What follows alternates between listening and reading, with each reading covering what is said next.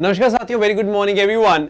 4 जुलाई का दिन है और आपकी daily dose of current affair right at 6 AM in the morning यहां पर रेडी है। 4 जुलाई का दिन नाउ इंटरनेशनल लेवल पे कहीं ना कहीं इसकी बहुत एक बड़ी रेलिवेंस है, उसके बारे में भी हम लोग चर्चा करेंगे and that relevance is important for India as well. मैं वो भी बताऊंगा कैसे। तो सबसे पहले आप सोचें कि 4 जुलाई इतनी स्पेशल क्यों है। मैं ये नहीं कहूंगा कि हमारे लिए डायरेक्टली स्पेशल है, लेकिन इनडायरेक्टली स्पेशल है, वो मैं आपको बताऊंगा कैसे। सबसे पहले आप ध्यान रखें कि आज इंडिपेंडेंस डे है यूएसए का। जी हाँ, 4 जुलाई को यूएसए अपना इंडिपेंडेंस डे मनाता है। सो 4 जुलाई 1776 की बात है। इंडिपेंडेंस की जो डिक्लेरेशन है वो सेकेंड कॉन्टिनेंटल कांग्रेस जो थी उन्होंने अडॉप्ट की थी। 1776 की बात है। हमारे लिए ये जरूरी नहीं है, लेकिन इसका जो एक तरह से डायरेक्ट आउटकम है वो भारत के लिए बहुत सिग्निफिकेंट है। वो क्या है मैं बताता हूं आपको। इसके बाद हमने देखा अमेरिकी जो संविधान है, कॉन्स्टिट्यूशन ऑफ यूनाइटेड स्टेट्स है, वो क्रिएट किया जाता है 1787 में, प्रेजेंट होता है। फाइनली 1789 में it becomes effective and this was the first written constitution of the world. दुनिया का पहला लिखित संविधान जो है वो आता है 1789 में, डेट इफेक्टिव होती है उसकी। तो वो इंडिपेंडेंस की बात ही कर पाए। इसीलिए मैं कह रहा था कि हाँ, 4 जुलाई का दिन इसलिए इंपॉर्टेंट है क्योंकि अगर ये आजाद हुए तभी इनका संविधान जो है हमें देखने को मिला। This is one thing I want you all to understand. Simple and straightforward point है। I hope you have got a basic idea of this. अब मेक श्योर आप इसको अपनी लाइव वीडियोस में जरूर ऐड कर ले। और जो कल का क्वेश्चन था उसकी तो एक अलग ही कहानी है, उसके बारे में मैं चर्चा करता हूं। मैं सबकी परफॉर्मेंस देख रहा था, उसके बारे में भी चर्चा करता हूं। तो कल मैंने एक सवाल पूछा, मैंने कहा कि भाई कौन सी लेटेस्ट एक पीएसयू है जो कि नवरत्न कंपनी बनी है, सॉरी महारत्न कंपनी बनी है। That was my question. सबने क्या बोल दिया? सबने बोला सर आरईसी। मैं बताना चाहूंगा आरईसी सबका गलत है। क्यों? क्योंकि REC is the 12th company to secure Maharatna status and 13th Maharatna company जो कि बहुत रिसेंट है, दैट इज आरवीएनएल यानी कि रेल विकास निगम लिमिटेड। सबने गलत कर दिया। तो 12वीं company no doubt, REC was the 12th company, मैं मानता हूं, लेकिन 13वें नंबर की कंपनी कौन सी? आरवीएनएल। तो मैंने सवाल पूछा था लेटेस्ट कंपनी बताओ मुझे, सबने आरईसी बोला, लेकिन the answer has to be rail Vikas Nigam limited. चलिए, आई होप आपको समझ आ गया। तो ये 13 कंपनीज हैं, याद रखिएगा। अभी रिसेंटली अब 13 हो चुकी है मई में, तो ये हमें पता होना चाहिए। एनीवेज, तो कई लोगों ने आंसर, चलो बाकी तो दूसरा आंसर सबका सही है, ब्रसल वाला। नेटो के हेडक्वार्टर्स ब्रसल में, ये तो पता ही आपको। We got Mamta, Phoenix, Anita, Krishna, Amit, then we have got Varsha, Juhi, Prasenjit, Abhay, Amit, we have got Guda, Chaita, Chaitali, Mayank, then got Anand Kumar, उसके बाद निशांत हैं, Paresh, Kajal, Shashank and Om Prakash. Everyone is done a brilliant job, शाबाश। और क्वेश्चन जो है उसको पहले तो समझना है, तब सबने आंसर करना है। मैं इतना आपको बता दूं आगे के लिए भी। चलिए, कोई बात नहीं। तो आज का जो करंट अफेयर है उसको स्टार्ट करते हैं। सबसे पहले मैं स्टार्ट करूंगा from a person in news. ये बहुत ज़्यादा इस समय इंपॉर्टेंट पर्सनैलिटी है जिनके बारे में बात करने जा रहा हूँ। He is Brajendra Navneet. Now इनकी जो टेन्योर है वो टेन्योर एक्सटेंड हुई है बाय 9 मंथ्स। ये मैं आपको बताना चाहूँगा 31 मार्च तक इनकी टेन्योर को एक्सटेंड कर दिया गया है।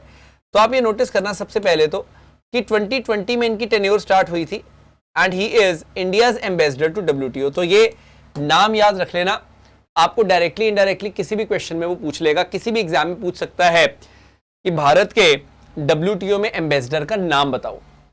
ठीक है, अब ये इंपॉर्टेंट क्यों है? इंपॉर्टेंट है, बिल्कुल है, क्योंकि 2024 में फरवरी में WTO मिनिस्ट्रियल कॉन्फ्रेंस होने वाली है। बहुत इंपॉर्टेंट कॉन्फ्रेंस होने वाली है। फेब में कहाँ पे होगी? UAE में होगी। अब इस समय अगर हम अपना एम्बेसडर चेंज करते हैं तो वो कोई बहुत अच्छा स्टेप नहीं माना जाएगा। एक व्यक्ति जो पिछले 3 साल से उस पोस्ट पे है, अगर उनको थोड़ा सा कंटिन्यू किया जाए तो ज़्यादा अच्छा रहेगा, ऐसा सरकार का मानना है। तो it comes ahead of 13th ministerial conference जो कि 2024 में होने वाली है। ये बहुत इंपॉर्टेंट है और इसीलिए इनकी टर्म को थोड़ा सा एक्सटेंड किया गया है, ये आप याद रखिएगा। Now the most important thing is कि अभी इनकी टेन्योर खत्म होने वाली थी, लेकिन चलिए अब मार्च तक चलेगी इनकी टेन्योर, उसके बाद नया एम्बेसडर किसी को चूज कर लिया जाएगा। This point is something you have to understand. तो WTO मिनिस्टर कॉन्फ्रेंस ऐसा नहीं कि हर साल होती है, यूजुअली तो आप देखते हैं जैसे 2-2 साल के गैप में होती रही, जैसे 2011, फिर 13, फिर 15, फिर 17, फिर कोविड आ गया, इसलिए थोड़ा गैप में 2022 में हुई थी लास्ट जिनीवा में, और अब हमारी यूएई में होने वाली है। इसको हेड करती है नकोजी आइवेलिया, ये पहली वेमेन है जिन्होंने हेड किया है एज डायरेक्टर जनरल, किसको, WTO को। जिनेवा में बेस्ड है इसके headquarters. You should be aware of these things. सबको समझ आ गया इतना? तो ये बात याद रखना बहुत इंपॉर्टेंट है, ये मिनिस्ट्रियल कॉन्फ्रेंस, इसीलिए हमने यहाँ पे ब्रजेंद्र नवनीत जी की टर्म जो है उसको एक्सटेंड कर दिया है। ये बहुत इंपॉर्टेंट न्यूज़ है। आगे बढ़ते हैं, स्पोर्ट्स जगत की न्यूज़ है, उसके बारे में बात करना चाहूँगा। Now that is very important person, Yuki Bhambri. ये क्या खेलते हैं? टेनिस के प्लेयर हैं, बहुत बड़े इंडियन टेनिस प्लेयर हैं। डेविस कप भी इंडिया में रिप्रेजेंट करते हैं इंडिया को। मेडन एटीपी डबल्स टाइटल इन्होंने जीत लिया है पहली बार। This is very much important.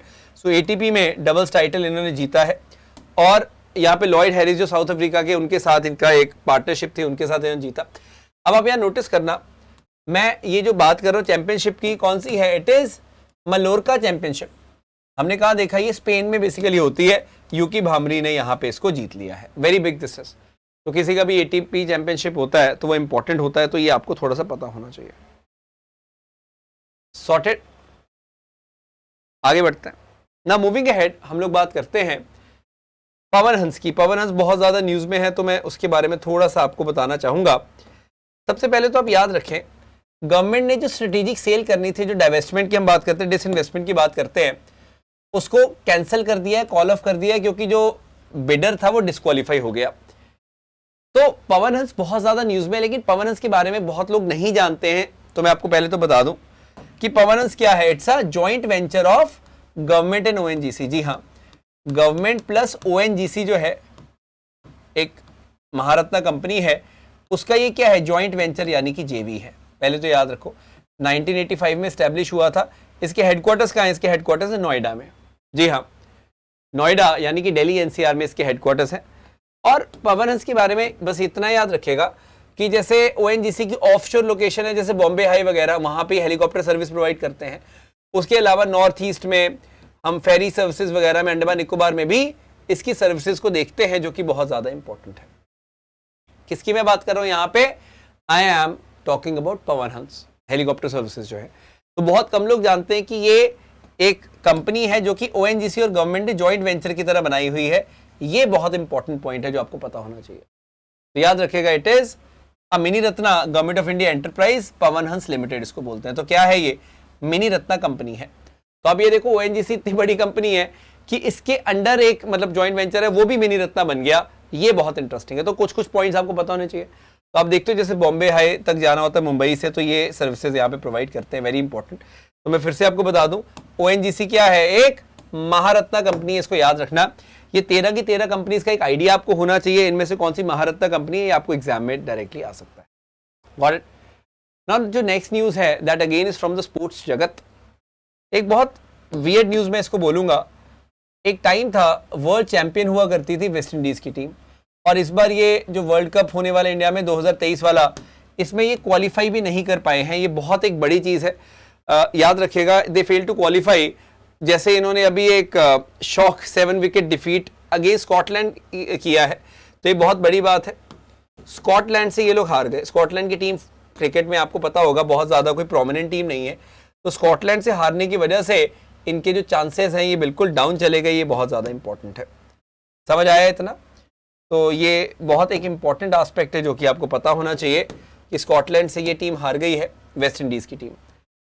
I am sure आपको पता होगा, जब पहला वर्ल्ड कप हुआ था, cricket world cup, inaugural men's cricket world cup था, उसको जीता था वेस्ट इंडीज़ ने। वो चलो, वो तो टीम ही अलग थी, लेकिन उसके चैंपियन थे ये।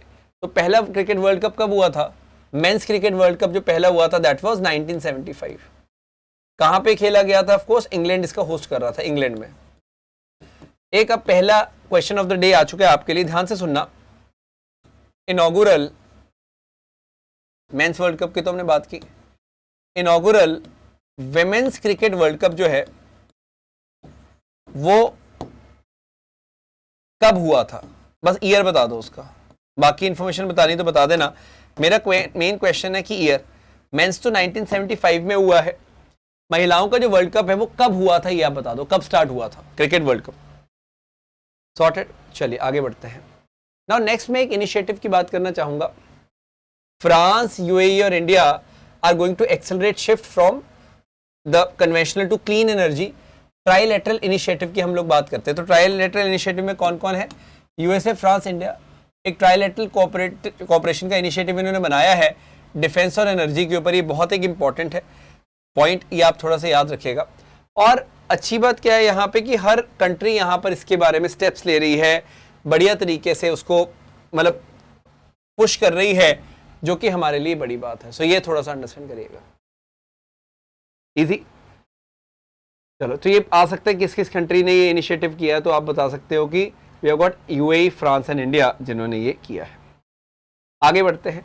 अब आपको तो पता ही है कि 2000 रुपये जो है, मतलब बेसिकली इन्होंने कहा था कि सितंबर 30 तक आपके पास टाइम है कि आप इसको सर्कुलेशन में, जैसे ये बंद कर रही है गवर्नमेंट, तो आप डिपॉजिट कर दो या इसको एक्सचेंज करवा लो, ये सरकार ने यहाँ पे बोला था। तो आरबीआई ने अभी एक आंकड़ा दिया कि 76% ऑफ 2000 नोट्स जो हैं they have return to banks. ये बहुत बड़ा नंबर है। जितने भी सर्कुलेशन में थे उनमें से 76% जो हैं वो ऑलरेडी बैंक्स पे आ चुके हैं, और अब बैंक्स ऑफ कोर्स दोबारा उसको कस्टमर्स को नहीं देगा, वो आरबीआई के पास पहुंचा दिए जाएंगे, क्योंकि अब ये करेंसी से बाहर किए जा रहे हैं। क्लियर? अच्छा, तुषार मेहता, आप इनको as solicitor general of India जानते हैं। देखिए, अटॉर्नी जनरल को असिस्ट करते हैं, ये आपको पता होगा। Second highest law officer of the country यही है। हाईएस्ट तो अटॉर्नी जनरल होते हैं आर वेंकटरमणी। तो he has been reappointed as a solicitor general of the India. एक बहुत प्रोमिनेंट वकील हैं भारत के, तुषार मेहता। तो इनको फिर से क्या बना दिया गया है? Solicitor general of India. So attorney general article 76 आपने सुना होगा, उन्हीं को असिस्ट करते हैं सॉलिसिटर जनरल ऑफ इंडिया। तो ये बहुत एक इंपॉर्टेंट पॉइंट है जो कि आपको पता होना चाहिए।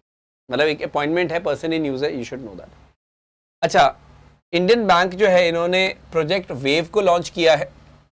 कई ऑनलाइन सर्विसेज जो कस्टमर्स के लिए है, प्रोजेक्ट वेव के तहत इन्होंने लॉन्च की है। अब मैं आपको बताता हूँ, देखिए जैसे ये आपको पता चल गया इंडियन बैंक का प्रोजेक्ट वेव है, उसी प्रकार से एक पर्टिकुलर बैंक है, या बताएंगे कौन सा बैंक है जिसने स्टैक यानी कि कॉम्प्रिहेंसिव डिजिटल बैंकिंग इकोसिस्टम को लॉन्च किया है। उसमें बहुत स्टेबल और सिक्योर है, कटिंग एज टेक्नोलॉजी है, यहाँ पे it has got a lot of digital services है। तो स्टैक बहुत शानदार एक प्रोडक्ट है। किस बैंक का है? ये भी डिजिटल बैंकिंग से जुड़ा हुआ है, स्टैक। तो कौन सा बैंक है जिसका ये प्रोडक्ट है स्टैक? जैसे कि प्रोजेक्ट वेव है इंडियन बैंक का, वैसे प्रोजेक्ट स्टैक किसका है? ये इस तरह से, क्योंकि देखिए बैंकिंग के साथ एसोसिएटेड है सारे के सारे, so they can be asked you directly in the exam. So yes, you have to be smart enough to understand this. देखिए, हर एक चीज़ जो मैं आपको करवा रहा हूँ, मतलब आपको अगर थोड़ा भी इसके बारे में क्लैरिटी है, सो एग्जाम में it will be very much rewarding. ये आप थोड़ा सा ध्यान रखिएगा। सारा जो भी पॉइंट है ये हमें ध्यान में रखना होगा। Got it?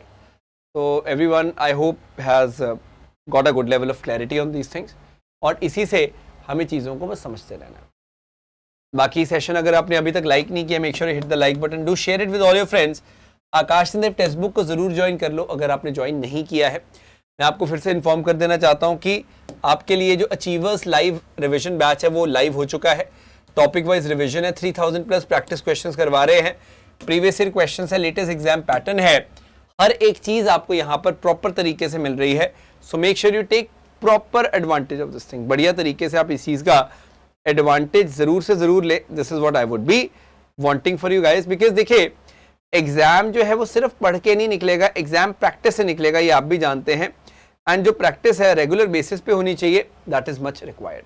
उसी के लिए ये बेसिकली बैच है। You certainly can join that. और हर रोज़ ना सिर्फ मैं 12 बजे लाइव आता हूँ, ट्यूसडे वेंसडे को छोड़ के शरद सर 2 बजे क्लास लेते हैं, आप देखते हैं 4 बजे श्वेता मैम, 6 बजे नवीन अय्यर सर, 7 बजे दीपेंद्र सर, सुबह 10 बजे जयदीप कश्यप सर आपके लिए क्लासेस लाते हैं इसी चैनल पे। इसलिए चैनल को सब्सक्राइब करना ना भूलें, because that is going to be very much fruitful for you guys. और मेरा जो टेलीग्राम चैनल है आकाश संदेव टेक्स्ट बुक के नाम से, इसको आप ज़रूर से ज़रूर ज्वाइन कर लें, जिसमें आपको मैं PDFs भी इस सेशन के दे देता हूँ। Got it? So that's very much it for now. It was great having this session. All of you have a great day. I hope ये जितने भी न्यूज़ हैं इससे आपको कुछ बेनिफिट ज़रूर मिलेगा। काफ़ी चीज़ें आपको जानने को मिलती हैं इन 15 से 20 मिनट्स में। And that's very much it for now. Thank you so much. जय हिंद, जय भारत।